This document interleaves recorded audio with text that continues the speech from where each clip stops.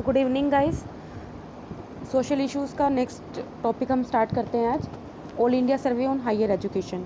इससे पहले मैंने 5 वीडियोस कवर कर चुकी है, जिसने नहीं देखी है तो प्लीज़ पहले जाके वो देख लीजिए। All India survey on higher education, ये जो सर्वे है ये किसने किया है? MHRD मिनिस्ट्री ने किया है। कौन से ईयर का किया? 2018 टू 19 का किया। अब इसमें all India survey on higher education में है क्या? ये कंडक्ट करती है MHRD, एनुअल करती है, वेब बेस्ड है। ये जो सर्वे कवर करता है all the higher education institutes, जितने भी कंट्री में जितने भी हायर एजुकेशन इंस्टीट्यूट्स हैं उनको कवर करता है। और 3 कैटेगरीज में इसमें कैटेगराइज किया गया है, यूनिवर्सिटी को, कॉलेजेस को एंड स्टैंड अलोन इंस्टीट्यूशंस को। फॉलोइंग इंडिकेटर्स, ये 5 इंडिकेटर्स हैं जिनको डिटरमिन किया जाता है। Institutional density, gross enrolment ratio, pupil teacher ratio, gender parity index, per student expenditure. हम इन 5 फैक्टर्स को एक एक करके देखते हैं। हमने फाइंडिंग क्या की, जो ऑल इंडिया सर्वे हुआ है हायर एजुकेशन में, इसमें फाइंडिंग किया है कि हमारा जो हायर एजुकेशन में एनरोलमेंट है वो इंक्रीज़ हुआ है लास्ट ईयर के अकॉर्डिंग। पहले जो 25.8% था लास्ट ईयर, वो अब 26.3% हुआ है, मतलब कि माइनर इंक्रीज़ हुआ है, जिसमें मेन 26.3% और वुमेन 26.4% है। और यूपी में सबसे ज़्यादा हाई स्टूडेंट एनरोलमेंट है, फॉलोड बाय द महाराष्ट्र। सबसे ज़्यादा यूपी में, उसके बाद महाराष्ट्र में, किसमें? हायर एजुकेशन में। इंस्टीट्यूशंस, नंबर ऑफ इंस्टीट्यूशन भी हायर एजुकेशन में बड़े हैं। जेंडर गैप नैरो हुआ है, मतलब कि अब मेल और फीमेल के अटेंडेंस में कम गैप है, मतलब कि अगर 51.36% मेल है तो 48.654% फीमेल है। So it indicate narrow gender gap. College density Bihar में क्या है? 1 लाख बच्चों पे सिर्फ 7 यूनिवर्सिटीज़ हैं, जबकि अगर हम कर्नाटका में देखे जाएँ तो वहाँ पे 1 लाख के स्टूडेंट्स पे 53 यूनिवर्सिटीज़ है। इसका मतलब ऑल इंडिया एवरेज कितना है? 28 एवरेज है। पीपल टीचर रेशियो है in universities and colleges 29 if regular mode environment. देखो, पीपल टीचर रेशियो है कि पर स्टूडेंट्स पे कितने टीचर अवेलेबल हैं, ठीक है। आपके देखोगे अगर आपको कि कॉलेजेस में भी कुछ रेगुलर टीचर्स होते हैं और कुछ पार्ट टाइम होते हैं या फिर विजिटिंग फैकल्टी टाइप होते हैं, ठीक है। जो रेगुलर बेस पे हमने देखा है कि जो पीपल टीचर रेशियो है वो 29 है। Highest share of foreign student, हमने देखा है कि जो हमारे फॉरेन स्टूडेंट में मैक्सिमम शेयर किसका? नेपाल का, और उसके बाद अफगानिस्तान का। सोशल बैकवर्डनेस अभी भी है, क्योंकि SC/ST स्टूडेंट्स के एनरोलमेंट अभी भी कम है, 14.89% एंड 5.53%। और अगर माइनॉरिटीज़ में देखा जाए तो मुस्लिम कैटेगरी से 5.23% और अदर माइनॉरिटी कैटेगरी से 2.32% है। तो ये थी जो कि फाइंडिंग किसमें all India survey on higher education में हमने देखी है। नेक्स्ट टॉपिक स्टार्ट करते हैं, education quality upgradation and the inclusion programme. देखो, आपको टॉपिक से ही पता चल रहा होगा, एजुकेशन की क्वालिटी को हमको अपग्रेड करना है। एंड इंक्लूजन का मतलब होता है कि हमें हर एक सेक्टर तक हमने एजुकेशन को पहुंचाना है। लाइक अगर कोई बैकवर्ड सेक्टर है, बैकवर्ड लाइक रूरल एरिया, तो वहाँ तक भी उन लोगों को पहुंचाना है, या कोई बैकवर्ड कम्युनिटी है वहाँ तक एजुकेशन का इंक्लूजन करना है। तो ये उसी की बात करी है। MHRD ने कितना एक लॉन्च करा है प्लान, कितना 1.5 लाख करोड़ का प्लान किया है, किसमें? Education quality upgradation and the inclusion programme, so that हम हायर एजुकेशन की क्वालिटी को इम्प्रूव कर सकें ओवर 5 नेक्स्ट ईयर, मतलब नेक्स्ट 5 ईयर्स के लिए हम कितना खर्चा करेंगे? 1.5 लाख करोड़ का, सो दैट हम एजुकेशन की क्वालिटी को इम्प्रूव कर सकें। अब इस प्रोग्राम के बारे में देख लेते हैं, ये है क्या? ये करेगा bridge the gap between the policy and implementation. देखो, हमारे इंडिया में बहुत पॉलिसीज़ बहुत बनती है, लेकिन इम्प्लीमेंट नहीं होता। तो पहली बात, हम इस गैप को ब्रिज करेंगे, इस गैप को कम करेंगे। अब आप देखो, हमने इतनी सारी योजनाएँ बनती हैं, इतनी सारी स्कीम्स बनती हैं, लेकिन वो उस कम्युनिटी तक नहीं पहुँचती जिनके लिए, तो उस गैप को हमें ब्रिज करना है। ऑब्जेक्टिव्स क्या? हमें ये करना है, जो ग्रोथ एनरोलमेंट रेशियो है हायर एजुकेशन में, उसको डबल करना है, ठीक है। अगर अभी आपने देखा कि अब 26% है जो कि हायर एजुकेशन में एनरोल होते हैं, तो हम चाहते हैं इसको डबल करें, ठीक है। हमें क्या करना है? हायर एजुकेशन इंस्टीट्यूशन में जो भी ज्योग्राफिकल एसेस है उनको रिजॉल्व करना है। Achieve the global acceptable quality standards, मतलब कि एजुकेशन की क्वालिटी को हमको सुधारना है। हम क्या चाहते हैं कि एटलीस्ट हमारे जो 20 इंडियन इंस्टीट्यूशंस हैं वो टॉप ग्लोबल इंस्टीट्यूशंस में आए, और प्रमोट करेंगे हम रिसर्च और innovation. Substantially improve employability of the students, हम एक्रेडिटेशन सिस्टम बेटर इंप्रूव करेंगे। Use of educational technology, governance reform and the quantum increase in investment करेंगे, सो दैट हमारा एजुकेशन सिस्टम अपग्रेड हो सके। नेक्स्ट टॉपिक हम चलते हैं, national educational alliance for the technology. MHRD ने एक स्कीम लॉन्च करी है, national educational alliance for the technology. See guys, जो भी स्कीम लॉन्च की जाती है तो उसकी मिनिस्ट्री हमेशा याद करना है कि कौन सी मिनिस्ट्री क्या लॉन्च करे, और ज़रूरी नहीं है कि अगर कोई एजुकेशन से रिलेटेड हो वो MHRD ही लॉन्च करे, बिकॉज इसमें भी आपको पजल कर दिया जाएगा MHRD देके, ministry of science and technology देके, या फिर कोई भी और मिनिस्ट्री को देके आपको पजल किया जाएगा। तो प्लीज़ आप जो भी मिनिस्ट्री है उसको ध्यान से पढ़ें, ठीक है। National education analysis for technology है क्या? ये actually public private partnership scheme है, PPP स्कीम है। ये करेगी हम ज़्यादा से ज़्यादा टेक्नोलॉजी को यूज़ कर सकें किसमें, ताकि हम लर्निंग बेटर कर सकें और जिस वजह से हमारा हायर एजुकेशन में आउटकम ज़्यादा सके। ये क्या करेगी? पार्टनर करेगी उन कंपनीज़ के साथ जो कि आर्टिफिशियल इंटेलिजेंस यूज़ करते हैं, सो दैट हम लर्निंग को ज़्यादा पर्सनलाइज बना सकें, कस्टमाइज बना सकें as per requirement of the learner. ये क्या चाह रही है कि जो स्टार्टअप कंपनीज़ हैं उनको हम क्या करें, उनके साथ हम पार्टनरशिप करें। It aims to bring startup companies working on this technology under a common platform for easier access to the student. Edtech companies would be responsible for developing solution and manage registration. जो भी NEET portal पे जितना भी registration होगा उसके लिए कौन companies responsible होंगी? एडटेक कंपनीज रिस्पॉन्सिबल होंगी। MOU होगा, मेमोरेंडम ऑफ अंडरस्टैंडिंग, वो साइंड होगा बिटवीन द शॉर्टलिस्ट एंड जो भी एडटेक कंपनीज़ हैं। एडटेक कंपनीज़ क्या होती है? जो भी एजुकेशनल टेक्नोलॉजी कंपनी है उसी का नाम ही एडटेक कंपनी है। उन कंपनीज़ को क्या करा जाएगा? शॉर्टलिस्ट किया जाएगा, फिर उनके साथ मेमोरेंडम ऑफ अंडरस्टैंडिंग उनके साथ साइन किया जाएगा। MHRD क्या करेगी? Would act as a facilitator to ensure that the solution are freely available. हम चाहते हैं कि जो भी सोल्यूशन हमें मिले वो फ्रीली अवेलेबल हों, कर सकते हैं। Would create a maintain a national NEAT platform that would provide one stop access to this technological solution. One stop access होना चाहिए, हर टेक्नोलॉजी का सोल्यूशन का होना चाहिए। The company would have to offer free coupons to the extent of 25% of the total registration. जो AICTE under MHRD the national level for technical education the country would be the implementer. जो NEAT programme है जैसे national educational aliens of technology, ये जो scheme है उसको implementation कौन करेगा? AICTE। देखो हमें हमेशा ये याद रखना है कि कोई भी अगर स्कीम है वो रिलीज़ कौन करे और उसको इम्प्लीमेंट कौन करे, ये दोनों के बारे में हमको पढ़ना है। कि जैसे रिलीज़ करिए MHRD ने, लेकिन इसको इम्प्लीमेंट कौन करेगा? अंडर MHRD के अंडर कौन है? AICTE। क्योंकि हर एक मिनिस्ट्री के अंडर बहुत डिपार्टमेंट्स होते हैं, तो वो आपको कंफ्यूज कर देगा किस डिपार्टमेंट ने उसके इम्प्लीमेंट किया। तो आपको उसके डिपार्टमेंट के बारे में पता होना चाहिए किसने कौन सी स्कीम को इम्प्लीमेंट किया। तो AICTE that is the all India council for technical education वो इसको इम्प्लीमेंट करेगा। इंडिपेंडेंट एक एक्सपर्ट कमेटी बनाई जाएगी जो इसको इवेल्युएट करेगी और सिलेक्ट करेगी कौन कौन सी एजुकेशनल टेक्नोलॉजी सॉल्यूशंस का। इसके साथ भी दो और स्कीम है, एक तो ध्रुव स्कीम है, ठीक है, एक परामर्श स्कीम भी आई थी, और सर आई थिंक परामर्श स्कीम हम बाद में देखेंगे। जो ध्रुव स्कीम है ये PM innovative learning programme. Innovative आप समझ रहे होंगे, इनोवेटिव नाम से कि हमें कुछ इनोवेट करना है, कुछ नया करना है, ठीक है। इन्वेंट का मतलब होता है कि हम कुछ नया कर रहे हैं। इनोवेट कर रहे हैं कि जो एग्जिस्टिंग जो चीज़ हमारी ऑलरेडी इन्वेंट हुई है उसको हम मॉडिफाई करना है, उसे इनोवेट करना है, उसे करना है। तो ये स्कीम भी किसने लॉन्च करी है? MHRD ने ही लॉन्च की है।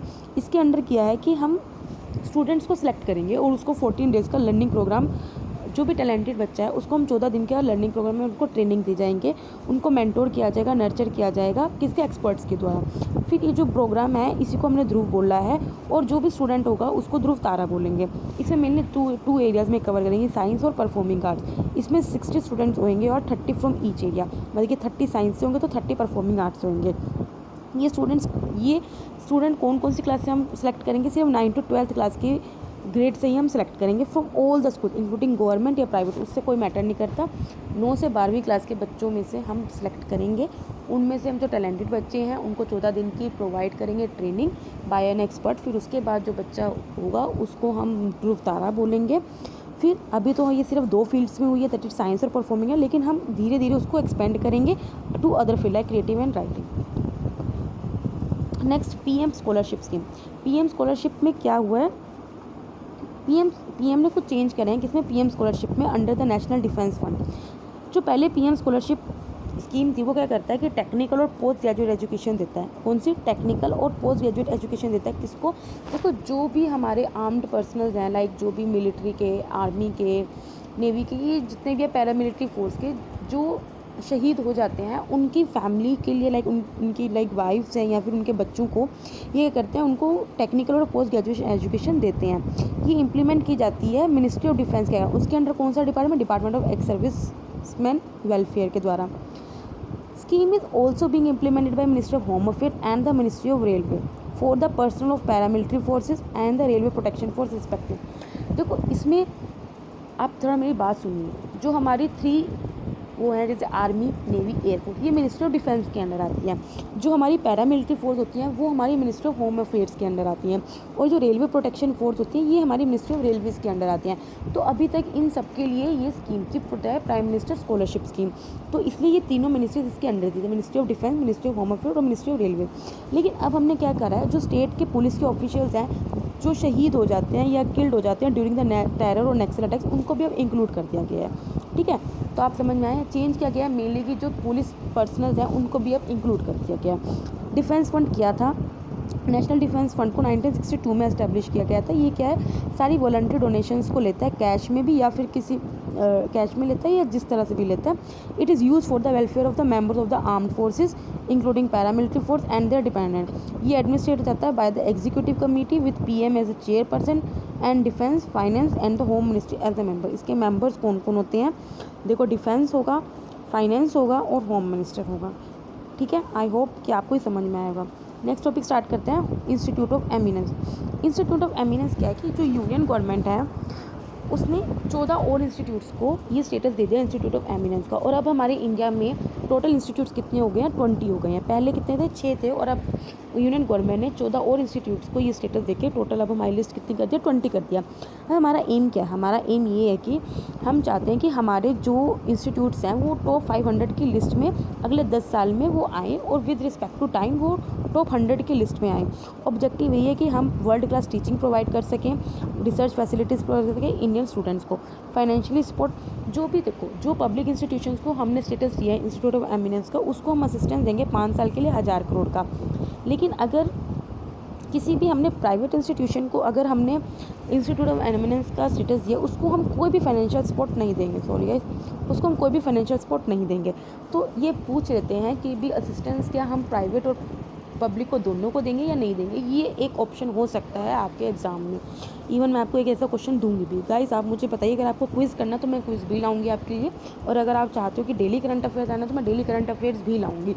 बस आपकी जैसी डिमांड होगी मैं उस हिसाब से चलूँगी। और अगर आप चाहते हो कि मैं कोई सब्जेक्ट भी स्टार्ट करूँ पर्टिकुलर पॉलिटी या इकोनॉमिक्स, तो मैं वो भी लाऊंगी। आप बस मेरे साथ जुड़े रहिए और आप मुझे सपोर्ट कीजिए। ग्रीनफील्ड इंस्टीट्यूशंस क्या होते हैं, जो अभी अभी इंस्टीट्यूशन नए खुले हैं उनको भी इंस्टीट्यूट ऑफ एमिनेंस का दर्जा दिया जाता है।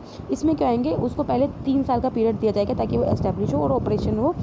लेकिन उसके लिए हम क्या करेंगे, एक एम्पावर्ड एक्सपर्ट कमेटी को रखेंगे, सो इसको क्या करेगी, इंस्टीट्यूट ऑफ एमिनेंस का स्टेटस देगी। इंस्टीट्यूट गवर्नमेंट ने कंस्टिट्यूट किया है 4 मेंबर्स हैं किसकी, एग्जीक्यूट एम्पावर्ड एक्सपर्ट कमेटी में। ये 20 इंस्टीट्यूशंस को एमिनेंस को सिलेक्ट करेगी among 104 institution that had applied for the status. जिसने कई होते हैं ना कि वो खुद स्टेटस के लिए अप्लाई करते हैं, तो ये जो एम्पावर्ड एक्सपर्ट कमेटी है वो क्या करेगी, जो 104 इंस्टीट्यूशंस हैं जिन्होंने अप्लाई किया है उनमें से सिलेक्ट करेगी 20 इंस्टीट्यूट्स को, कि इनको मुझे इंस्टीट्यूट ऑफ एमिनेंस का स्टेटस देना है।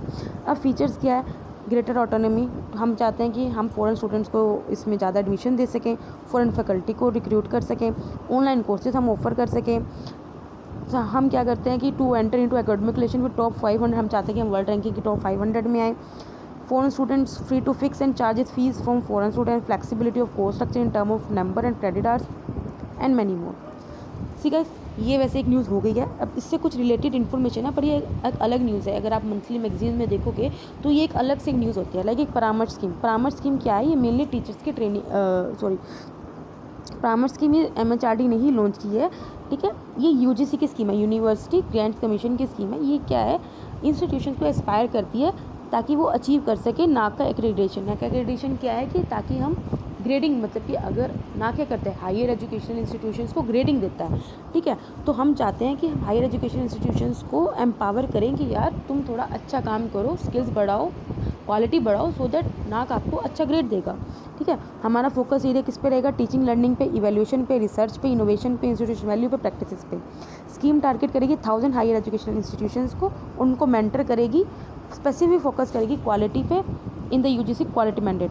अब थोड़ा सा हम नाच पढ़ तो रहे हैं, कब का थोड़ा देख भी लेते हैं। नेशनल असेसमेंट एक्रेडिटेशन काउंसिल 1994 में एस्टैब्लिश हुआ था। ऑटोनॉमस इंस्टीट्यूशन है किसका, UGC का।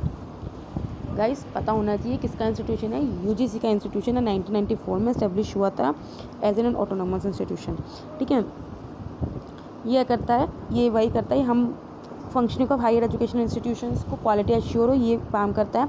ये जो नाक का फंक्शन है वो जनरल काउंसिल और एग्जीक्यूटिव कमेटी ये दोनों मिलके इसको फंक्शन करते हैं, पॉलिसी बनाते हैं एंड मैनी मोर। चेयरपर्सन जो होते हैं यूजीसी के वो president of the general council of the नास and the chairperson of the executive committee is an eminent academician nominated by the president of the general council। ठीक है guys, I hope कि आपको समझ में आया। स्टडी इन इंडिया, नाम से समझ में आ रहा है कि हम चाहते हैं कि इंडिया में स्टडी हो। ठीक है, हमारा इसमें मकसद क्या है कि हम चाहते हैं कि जो फॉरेनर के स्टूडेंट्स हैं वो इंडिया में आके पढ़ें।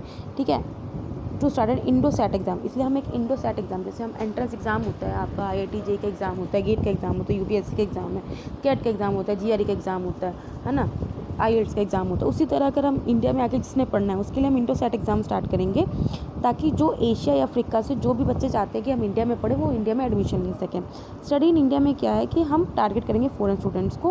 हम क्या कर रहे हैं, हम इंडिया को एक ब्रांड बनाना चाहते हैं कि हाँ कि यहाँ पे हमारी एजुकेशन क्वालिटी अच्छी है, एजुकेशन डेस्टिनेशन है।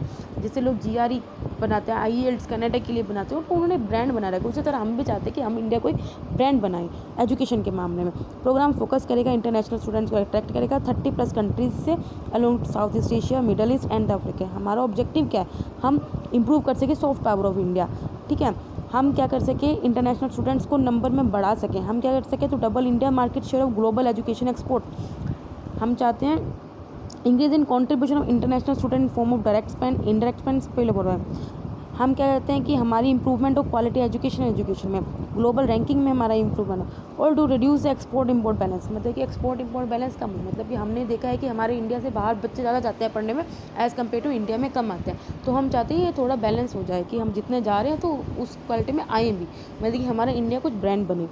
This programme and with participation of selected reputed Indian institution and universities by way of offering seat. इसमें हम कुछ इंडिया के इंस्टीट्यूट्स को, जो अच्छी इंस्टीट्यूट्स हैं लाइक IITs या IIITs, उसको हम सेलेक्ट करेंगे और उनमें हम ऑफर करेंगे फॉरेन स्टूडेंट्स को सीट्स।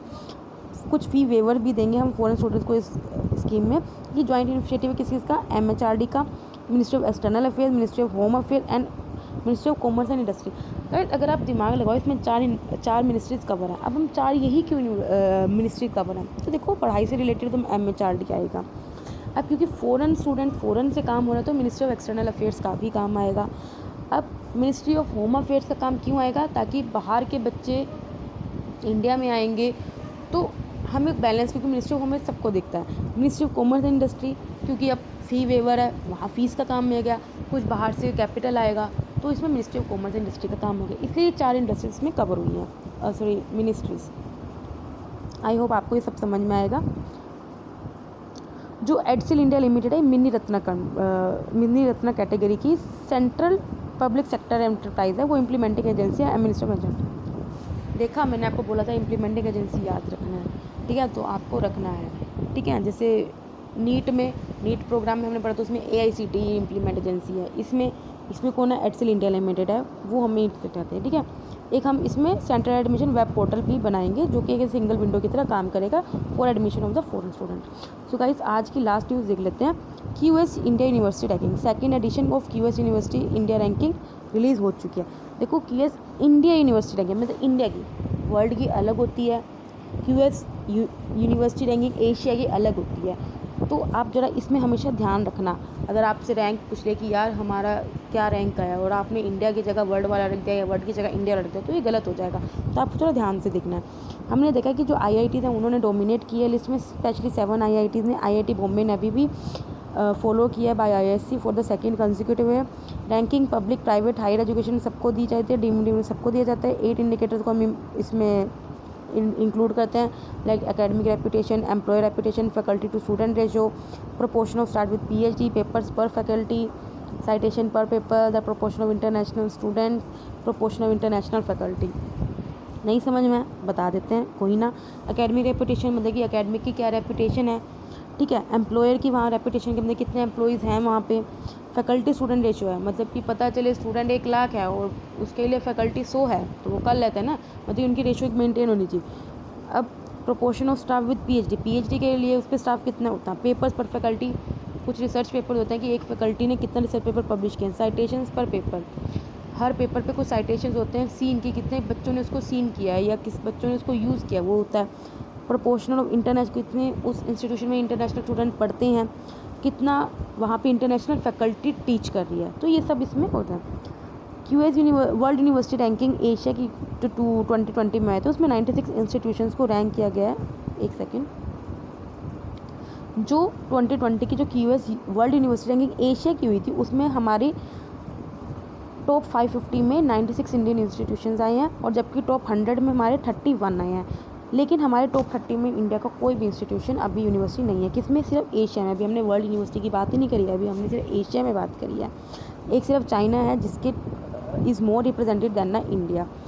द बेस्ट परफॉर्मिंग अभी हमने QS इंडिया यूनिवर्सिटी रैंकिंग है उसमें बेस्ट परफॉर्मिंग क्या है? हमारी IIT बॉम्बे है, उसके बाद IIT दिल्ली है, उसके बाद IIT मद्रास है।